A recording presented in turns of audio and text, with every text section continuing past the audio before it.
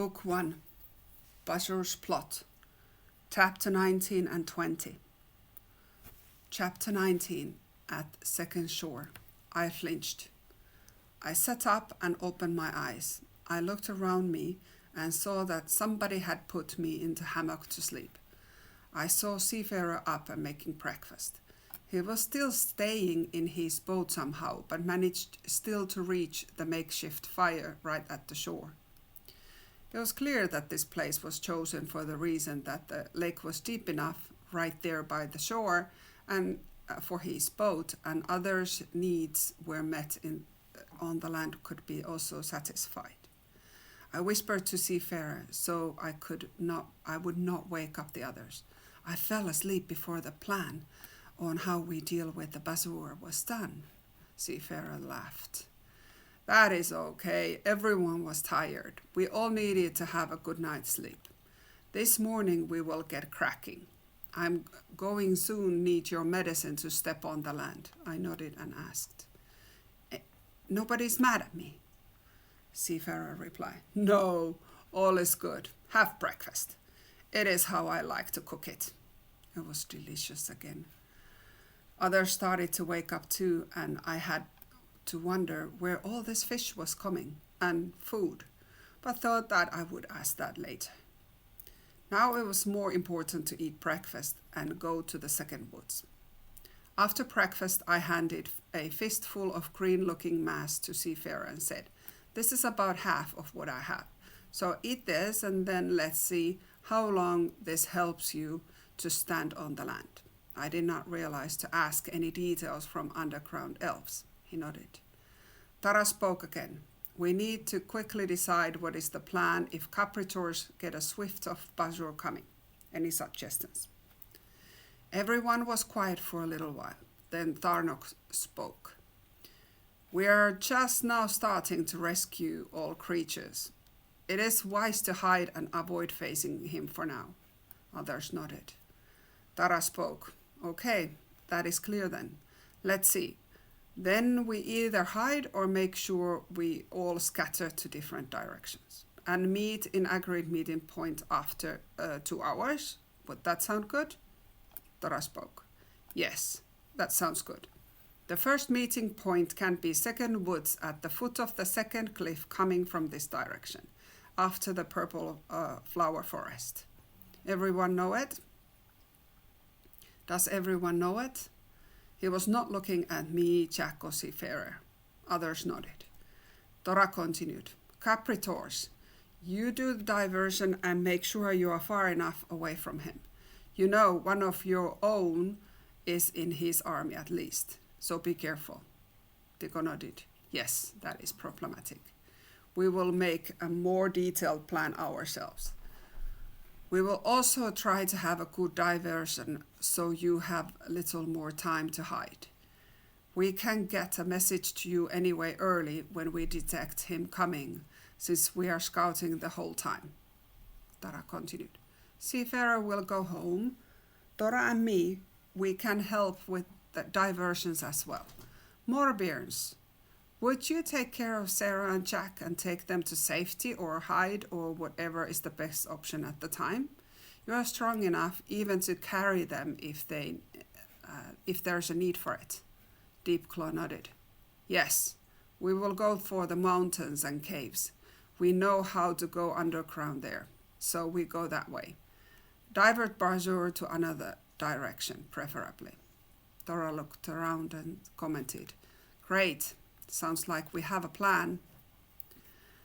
Tora turned to Seafarer, smiling little. Hey, old man, now is your time to step on the land.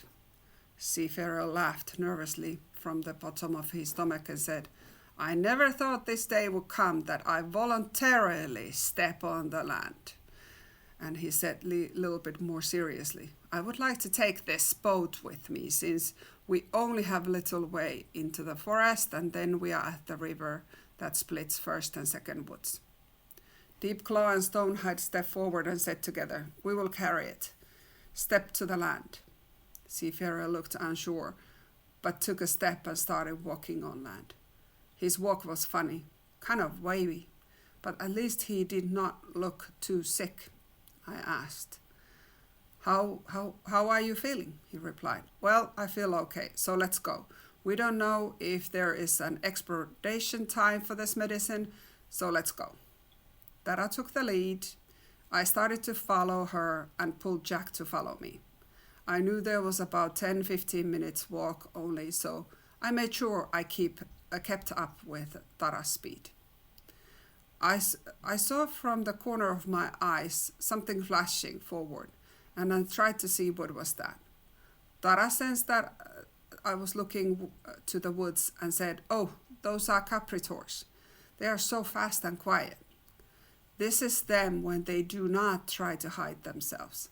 They can be quieter and faster still, and obviously more invisible."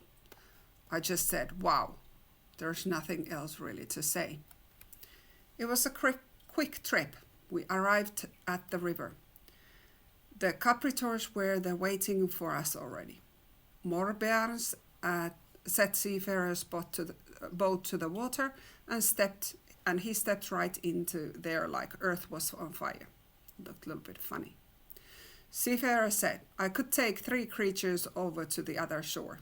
Tara looked at us. "Sarah, you will stay here and practice your skill to move some of us and yourself to the other shore. Let's meet there by that tree." She pointed to Seafarer, who nodded and continued. "I think 2 capritors and Jack to the boat. What do you all think?" Nobody had anything against this. Tico's boat. The crossing we normally use is quite far away. This will speed our meeting up a lot. Tara continued. "Okay, let's go then. The rest line up in front of Sarah, and she will move you by that tree." I swallowed. I was definitely nervous. But this was not the time to start doubting. I already had practiced this, and I knew all went well. So I just closed my eyes and took a few calming breaths. I opened my eyes and saw a neat line in front of me. I thought myself, well, good time as any. I looked at the tree on the other side of the shore and the capritor in front of me, and then closed my eyes and pictured him there. I opened my eyes and he was not in front of me anymore. I looked at the tree and I saw something standing by the tree. Thank gosh, I still had it. Tara said, "See, the skill does not disappear once you learned it once. So get us all there and move yourself as the last one." I smiled and started to move all the creatures to the other side. I was the last one, and when I opened my eyes, I saw that I was also standing beside others. We saw that the Seafarer's boat was about to arrive too. It was a nice small beach with a lot of beauty, to be honest. The boat landed and they jumped out to the shore. Tora said, "We picked this place since this beach used to be a very popular place for all creatures, especially kids, to come play and enjoy hot summer days. So it is very likely we have some cursed ones here." Everyone looked around. The beach was second ago lovely place, and now it just felt almost distressing. Chapter 20. Is this going to work? Seafarer did not waste any time hearing the words. He jumped to the beach and walked swiftly a little ways upwards. Others gave him space. Only me, Sarah, and Jack stayed close, but gave him space. The capritors had disappeared somewhere, probably scouting, and more bears spread out into different directions, but they did stay quite close to us. Tara and Tora stood by us, looking at Seafarer to move and mumble around the stones and trees at the beach. He walked back and forth and touched stones or trees, sometimes mumbling something. Then suddenly he said, "I will try a couple things now, and let's see what happens." I will use a difficult spell first, but it is a safest way to awake them, since I need to get one of them uncursed to get more information. Are they cursed ones? Mainly about, are the cursed ones knowledgeable? What has happened to them or not? That is the most important point, and that will decide how I wake the rest of them up and what I'll teach Sarah and Jack. I thought he said, "Here goes nothing," but maybe I did not hear him right. Seafarer started to chant a spell and walk around mid-sized stones on the beach. I looked at the stone. It looked big, maybe 2 basketball sized, but just a normal stone. How did he come to conclusion that this one is the cursed one? Or was he sure? Were those words I thought that I heard? I was still walking around the stone. He was still walking around the stone and chanting. I thought listening that I could never learn that easily. It sounded bizarre noises to me, but clearly it was some old language that he kept chanting, almost singing. I heard gasps around me and I looked quickly at the stone again. And what? There was a small elf curled up to fetus position, and the stone vanished around him. I ran to him and searched my pouch that I got from underground elves.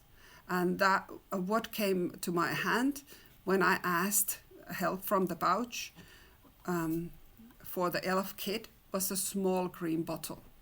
I put some liquid on his lips and he started to open his eyes slowly. Others were around us and stared at him with me. I looked around and found Tara.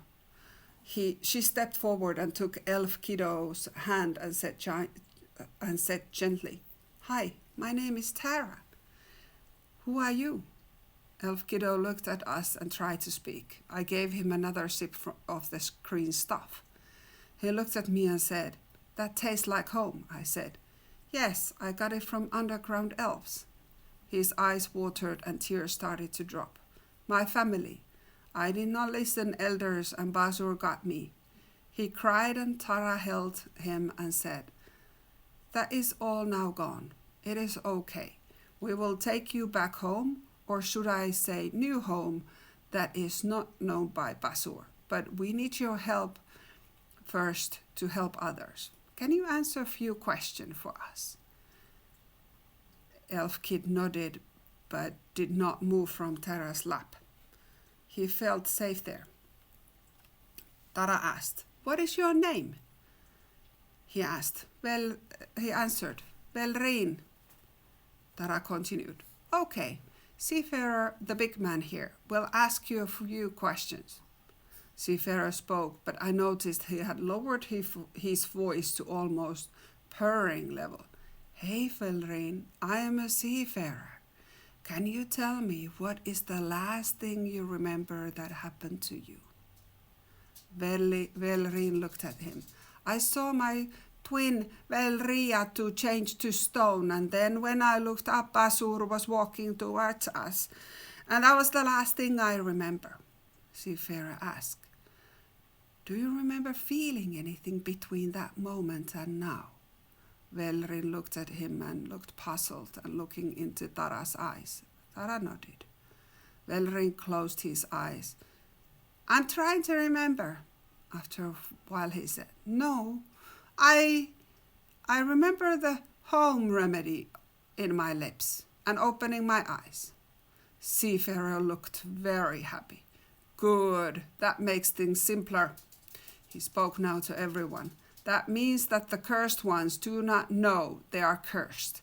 They are basically rocks or whatever they are cursed to and not feel anything. He did not make them prisoners. He only changed the state of the creatures to non-living. This is a good thing, since if he would have known the cursed so that the creature would know what happened and stay, for lack of a better term, awake inside the stone, that would be a cruel prison." Everyone shuddered. Tara said quietly, This is a good news. This is a super good news.